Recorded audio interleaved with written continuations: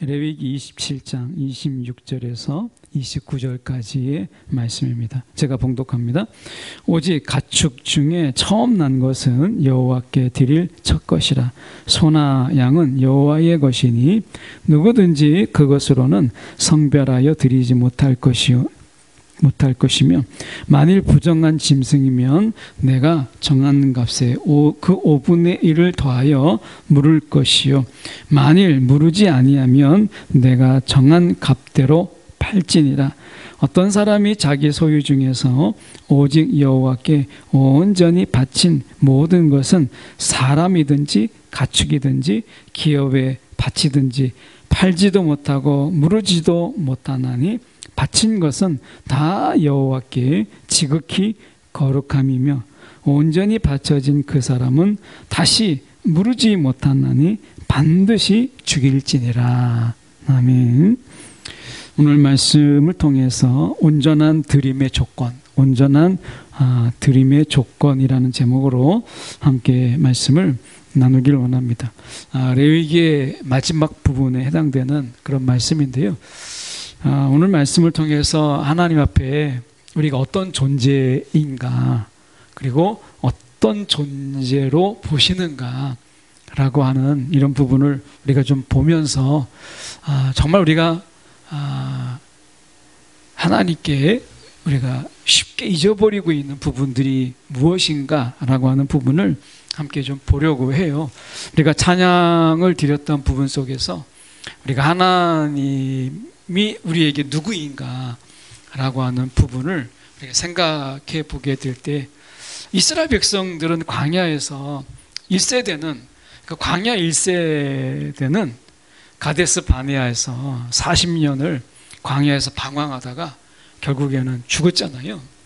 딱 40년은 아니지만 39년, 대략 한 6개월 정도 된다고 보는데, 학자들은 어쨌든 그들이 거의 40년 광야에서, 그러니까 생각해 보세요. 애굽에서 400년 동안 종살이하는 가운데 그들이 400년 동안 종살이한 건 아니지만 그들이, 어떤 사람들은 종살이가 태어나자마자 종이니까 종으로 태어나서 종살이 하다가 광야에 나와서 이제 홍해바다를 건너는 신기함만 빼놓고는 그 광야에서 제대로 집도 없고 그냥 어떤 천막이잖아요. 텐트 이런 속에서, 초막절을 보면 우리가 알 수 있잖아요. 천막 속에서 그들이 살다가 40년을 광야에서 보내다가 죽었어요. 1세대가. 그러면 그 광야의 1세대 속에서 남는 건 뭐예요? 그냥 광야가 전부죠. 그 속에서 홍해바다의 사건도 있었고 메추라기의 그런 사건도 있었고 하나님이 만나를 베풀어 주신 것도 있었잖아요. 그런데 그들 속에서는 아마 그 만나의 기쁨, 하나님이 광야 가운데 구름 기둥으로 불 기둥으로 그들을 인도하시고 우리가 시내산에서 하나님과 언약을 맺었던 그 놀라운 일들은 아마 그들에게 그렇게 오래 간직되는 그런 기억들은 아닐 거예요. 아마 그들에게 가장 기억에 남는 게 뭐겠어요? 마실 물이 없고 어디 쉴 곳도 없고 뭐 이런 시간들이 그들에게서 더 많이 기억되지 않았겠어요? 1세대들에게. 아마 가데스 바네아에서 죽었던 1세대들의 삶이라고 하는 것은 그만큼 그들의 기억 속에서 뭔가 하나님의 은혜도 있었지만 고생한 것, 광야의 거친 삶, 그리고 이 광야의 힘든 일정들, 이런 것만 기억되다가 결국에는 그들이 죽었어요. 우리는 어떨까요? 여러분, 인생의 지금까지 쭉 인생의 광야를 살아온 우리가 어떤 기억을 가지고 사세요?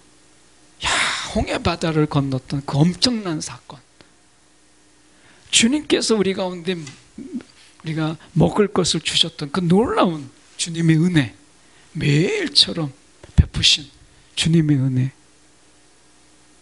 그리고 주님께서 구름 기둥으로 불 기둥으로 우리 가운데 함께 하셔서 늘 동행하셨던 그 놀라운 일들. 그런데 이 사람은요, 우리가 처음에 와 했던 것들이 쉽게 잊혀져 버립니다.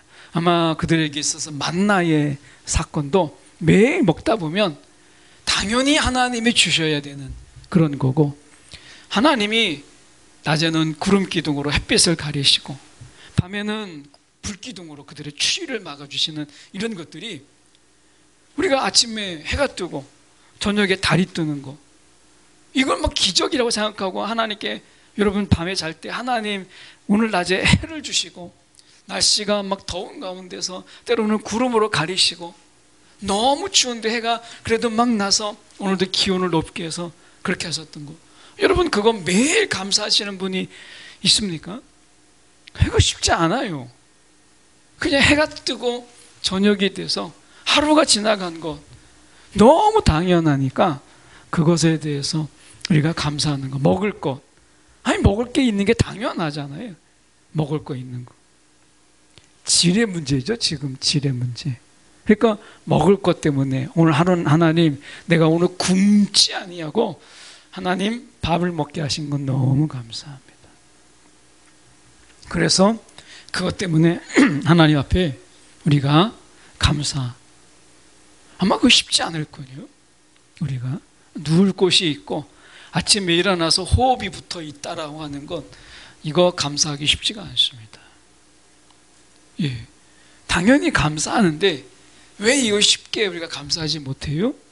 결국에는 이러한 부분들은 너무 당연한 것이다 라고 생각하는 거죠. 광야에서 1세대들이 그 감사하지 못했어요.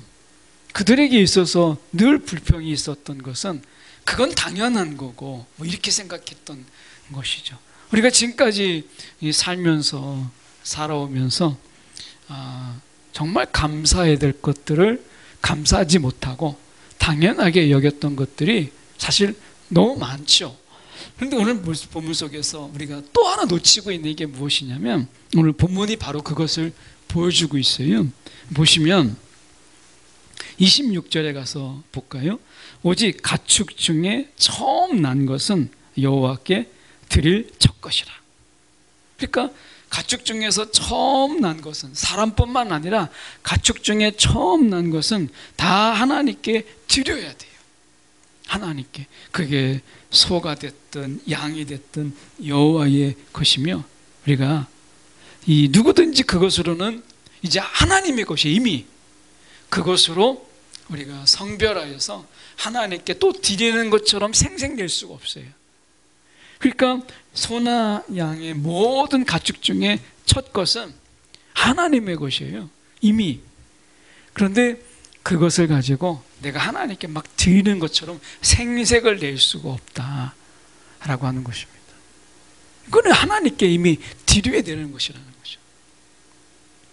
여러분 우리 속에서 혹시 이미 하나님의 것인데 마치 내가 하나님께 드리는 것처럼 생색내지 말라는 거예요. 그러면 소나 양은 그렇게 하나님께 이미 바쳐진 것이라고 한다면, 그러면 부정한 짐승 같은 거 있잖아요. 부정한 짐승. 그래서 우리가 뭐 낙이나 이런 것들에 이 새끼를 낳았어요. 낙이 같은 경우, 낙타나 나귀는 부정한 짐승에 해당되잖아요. 그건 낙타나 나귀의 첫 새끼도 다 하나님의 것이에요. 그래서 27절에 보면 만일 부정한 짐승이에요. 낙타나 대표적인 게 낙인데 이런 것이 만약에 첫 새끼다. 그러면 이것의 부정한 가축의 이 첫 새끼도 다 하나님의 것이에요. 하나님의 것. 부정하다고 해서 하나님의 것이 아닌 것이 아니라는 거예요. 이것도 하나님의 것이에요. 그런데 이 부정한 짐승의 첫 새끼를 드리는 방법은, 이 부정한 짐승을 그냥 올곧이 하나님 앞에 드릴 수가 없어요. 왜냐하면 이것은 정결한 짐승이 아니고 이것은 부정한 짐승이기 때문에, 낙타나 나귀가 나면 이제 첫 새끼를 낳았단 말이죠. 그러면 그것으로 하나님께 드릴 수 있는 게 아니라 첫 번째로 드릴 수 있는 방법은 양을 대신해서 드리는 거예요. 양. 양을 대신해서 드려야 돼요. 그리고 그게 첫 새끼가 나한테는 나귀가 필요하고 나한테는 이 낙타가 필요한 거예요. 그러면 그것을 물고 그 값의 20%를 더 얹어서 돈으로 낼 수 있어요. 물을 수 있어요. 또는 내가 파는 건 아닌데 누군가가 그것을 필요로 하는 사람이 있어요. 그러면 그 사람에게 넘겨주고 그 사람의 준 값을 이제 내는 거예요. 값을. 내가 물으거나 또 누군가가 사거나 나는 필요 없지만 낙타가 필요하다 그러면 그 사람에게 판 것을 하나님께 드리는 거예요. 그러니까 돈으로 드리거나 양으로 대신하고 이 부정한 가축의 첫 새끼를 하나님께 그냥 드릴 수는 없다라는 거예요. 근데 하나님께서 중요한 게 뭐냐면 받으셨다라는 거예요. 부정한 새끼를 받으셨다라고 하는 거예요. 근데 어떻게? 양을 대신해서. 자, 우리는 어떨까요?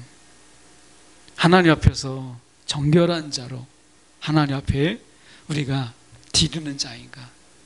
우리가 태어날 때 우리는 어떻게 태어났어요? 이미 부정한 자죠.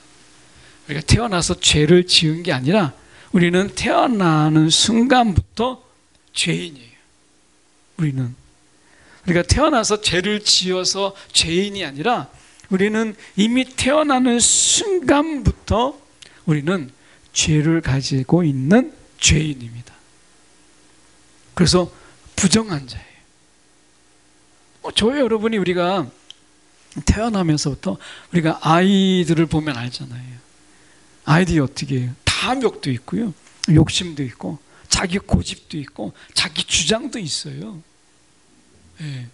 때로는 그 주장이 굉장히 강하잖아요. 그러니까 아이들이 우리가 착하고 그냥 순진한 것처럼 보이지만 아이고 그렇지 않습니다. 아이들이 우리가 야곱을 보세요. 형 에서가 막 나올 때 야곱은 뱃속에서부터 그 형의 뒤꿈치를 잡은 자였어요. 사람이 태어나면서부터 그 욕심, 그 탐욕이라고 하는 것은 인간에게 있어서 이미 가지고 태어나는 거예요. 그러니까 인간은 이미 죄인이죠. 그래서 오늘 우리가 하나님 앞에 드려질 때 우리는 부정한 자예요. 부정한 자. 그래서 우리가 하나님께 우리를 드릴 수 있는 건 없어요. 그럼 어떻게 해요? 양을 드려야죠. 양을. 내가 나를 드릴 수 있는 게 아니라 양을 드려야 돼요. 대신해서 양을. 그래서 주님께서 우리 대신에 그분이 십자가의 죽으심을 통해서 우리가 주님께 드려질 수 있었다는 거예요. 주님이 십자가에서 죽지 않으시면 저와 여러분을요, 하나님께 온전히 우리가 드려질 수 없어요. 하나님께 속한 자가 될 수가 없어요. 부정한 첫 새끼도 분명히 하나님께 드려야 되는데 어떻게 해요? 양을 대신해서.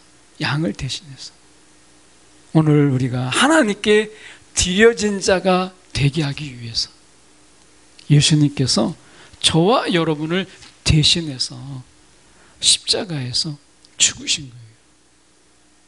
그래서 이제 우리는 하나님께 온전히 드려지게 된 것이죠. 여러분, 우리가 예배를 드릴 때, 우리가 지금 이곳에서 예배를 드리지만 우리가 기도할 때조차도 예수님의 이름으로, 우리가 예배 드릴 때도 우리가 신령과 진정으로, 그 진정으로 진리 대신 예수 안에서 우리가 예배할 수 있는 것이지, 우리가 그냥 단독으로 하나님 앞에 나를 드릴 수 없어요. 우리가 주 안에서 우리가 주님께 드려지는 것이죠. 오늘 그래서 주님이 계시기 때문에 우리를 드릴 수 있다라고 하는 이 예배조차도 그래서 우리는 감사할 수밖에 없다라고 하는 것이에요.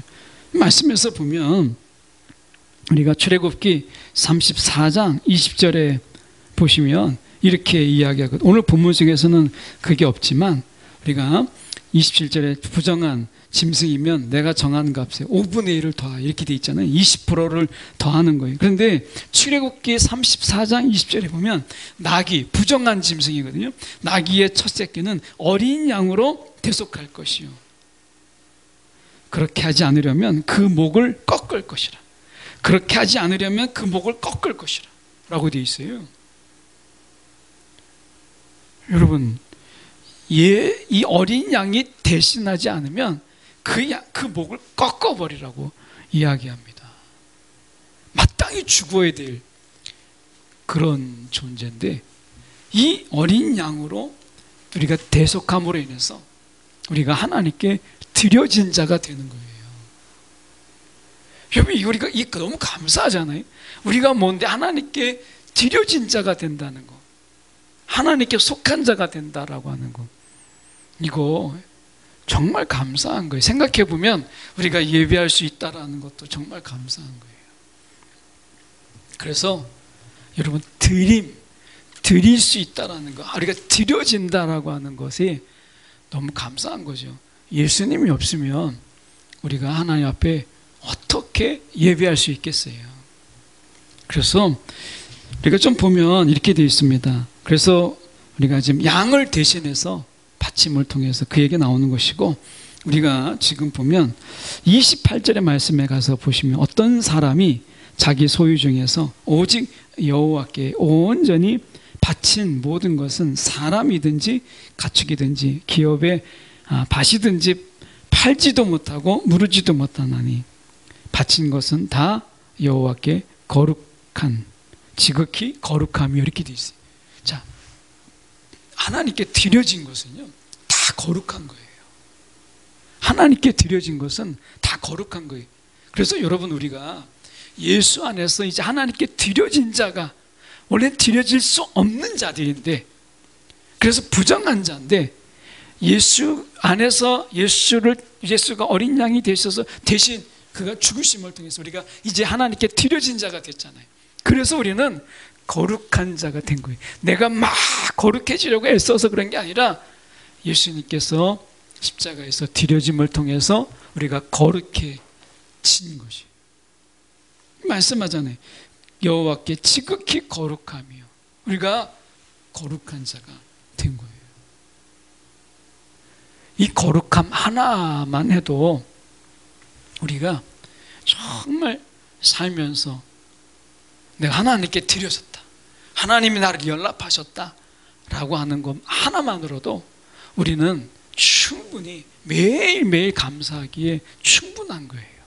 내가 하나님께 드려졌다는, 내가 부정한 자인데 내가 예수 안에서 하나님께 드려졌다라고 하는 이 감격, 이게 우리 가운데 있는 거잖아요. 여러분, 이 출애굽 1세대 중에 여호수아하고 갈렙만 이 가나안 땅에 들어갔어요. 오늘 우리가 이 하나님 안에서 광야라고 하는 이 신앙의 광야 안에서 우리가 불편한 것도 많고, 세상 속에서 우리가 이 광야라는 삶 속에서 정말 불편한 것뿐만 아니라 위험한 것도 많고 힘든 것도 많고 우리를 귀찮게 하는 것도 정말 많잖아요. 그냥 하나님이 우리가 그냥 그 자리에서 그냥 빨리 가나안 땅에 들어가 성전 바로 짓고 각자 집에 있다가 하나님이 모이라면 각자 집에서 출발해서 집에 이제 모이면 좋은데, 구름 기둥이 갑자기 이동하면 어떻게 바리바리 싸가지고 또 막 이동했다가 구름 기둥이 멈추면 또 멈춘가 보다 싶어서 또 멈춰야 되고, 얼마나 귀찮아요. 귀찮죠, 피곤하죠, 때로는 힘들죠. 그 반복되는 그 삶에 그 지루함이 있죠. 그러다 보면 무엇을 놓쳐요? 하나님이 우리 가운데 주신 그 은혜, 먹을 것을 주시고 해지지 아니하도록 우리를 지켜주신 것, 그 위험으로부터 건지시고 그 추움과 더움 속에서 우리를 지켜주신 이런 은혜들을 무엇 때문에 까먹는 거예요? 불편함과 그 지겨움과 귀찮음과 이런 것들로 잃어버리는 거예요. 이것 때문에 까먹는 거예요.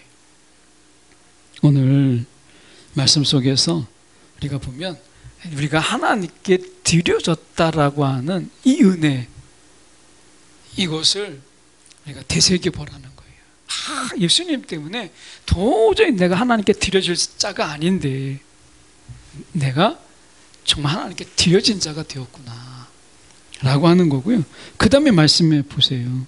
보면 우리가 온전히 바쳐진 그 사람, 29절에 온전히 바쳐진 그 사람은 다시 무르지 못하나니 반드시 죽일지니라. 이 온전히 바쳐진 사람, 바쳐진 것 했을 때 이것을 우리가 많이 들어보셨을 거예요.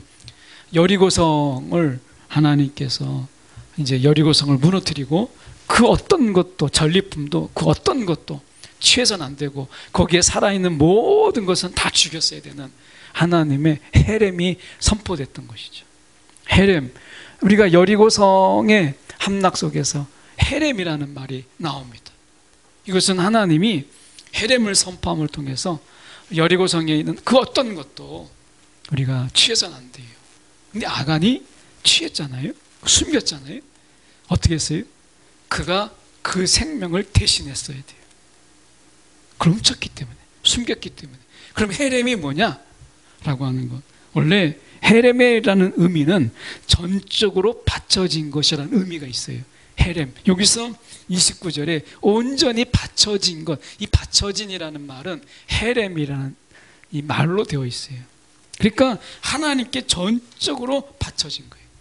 이 헤렘은 두 가지 의미가 있는데 첫 번째는 우리가 감사의 의미가 있어요. 그러니까 긍정적인 의미죠. 감사의 의미가 있어서 정신토록 우리가 성서에서 사용되는 것을 이야기하는데 신명기 13장 17절의 말씀에 보면 이런 말씀이 있습니다.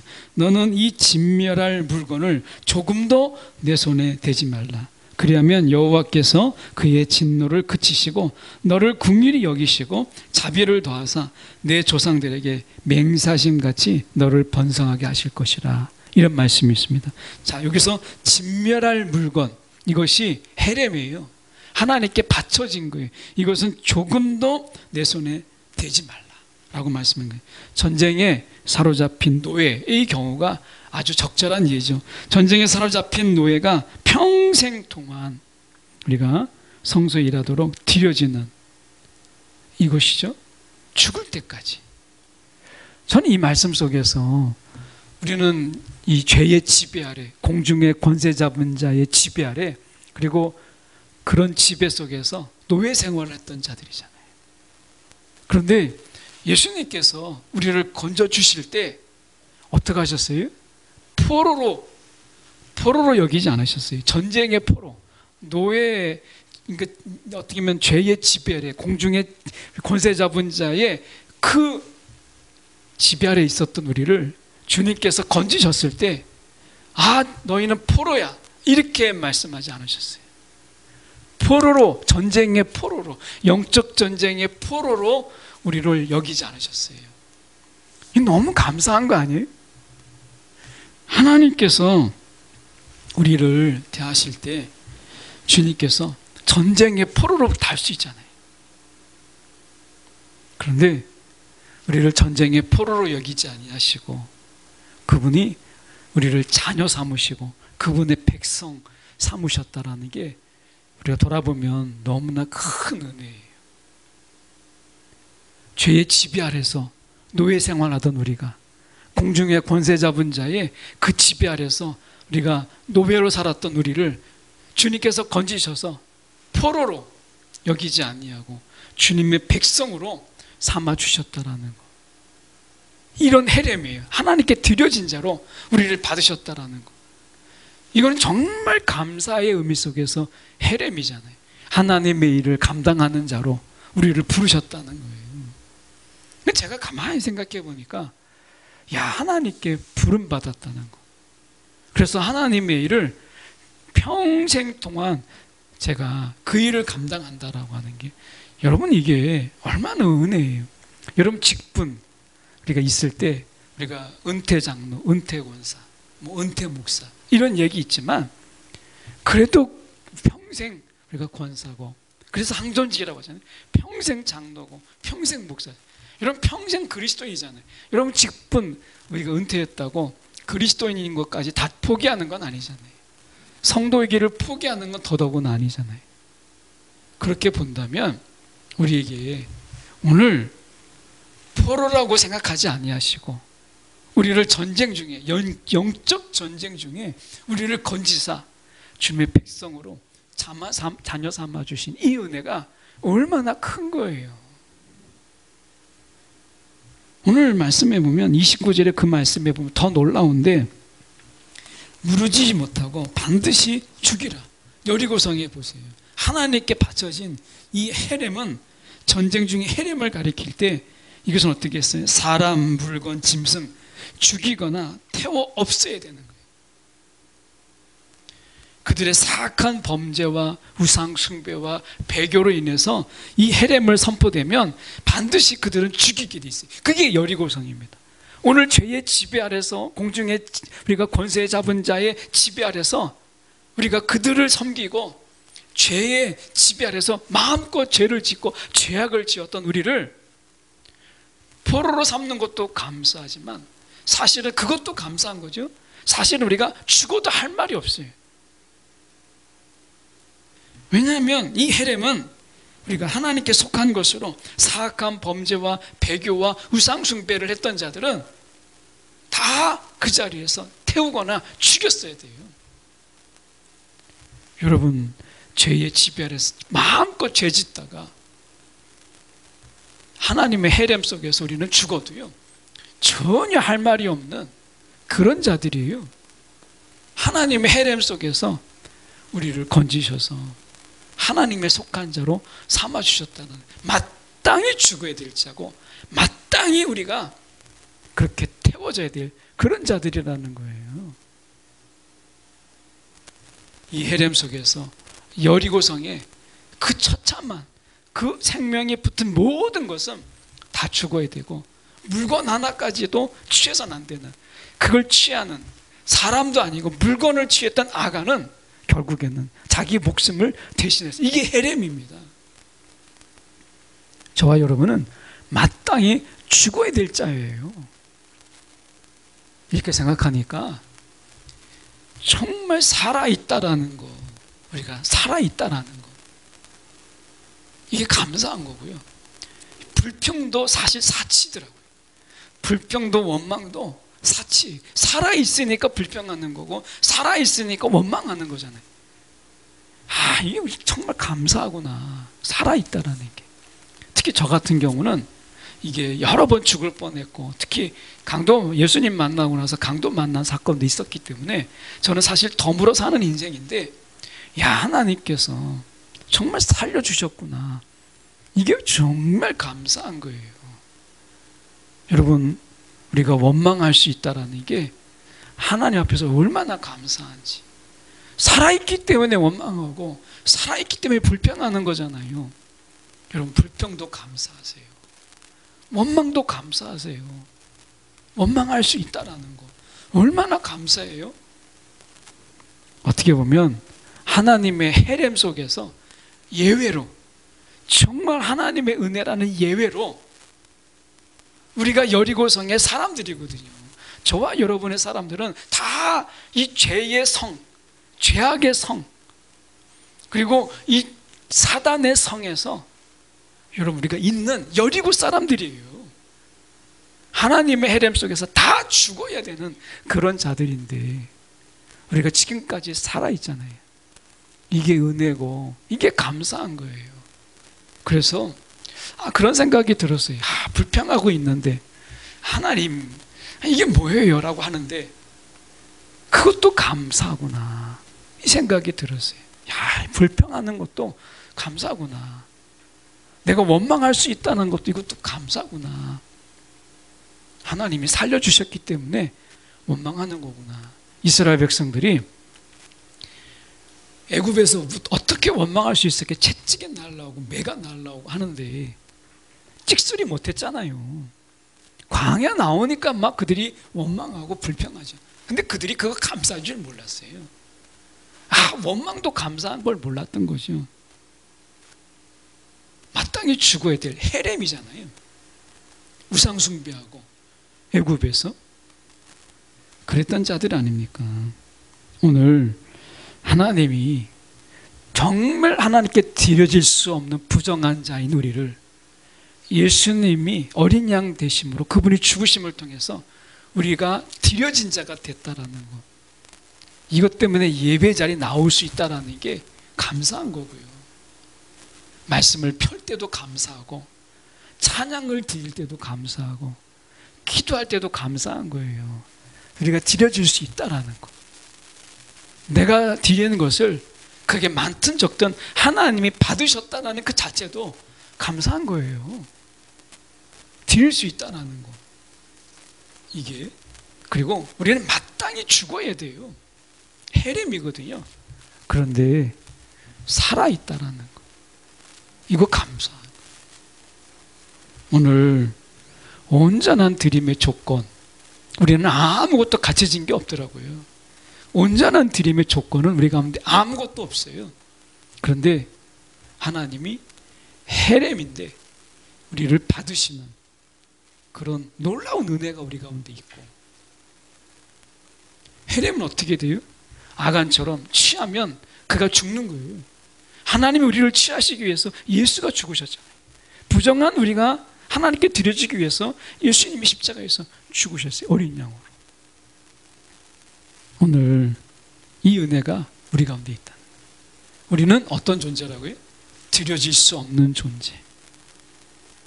그런데 온전한 드림의 조건이 전혀 없는 그런 자들인데, 오늘 예수로 인해서 드려진 자가 되는 것, 이게 얼마나 감사한지 모르겠어요. 오늘 우리가 세상에서 불평조차도 감사하자, 원망할 수 있는 원망의 순간에도요 감사했으면 좋겠어요. 예. 한번 원망하고 막 불평하다가 그때 정도에 야, 이거 원망도 내가 불평할 수 있다는 것도, 야, 이거 감사하구나, 이런 생각이 우리 가운데 한 번 정도 좀 있으면 좋겠다는 생각을 해보게 됩니다. 오늘 온전한 드림의 조건이 없는 가운데도 받으신 주님을 저희가 함께 살펴봤습니다.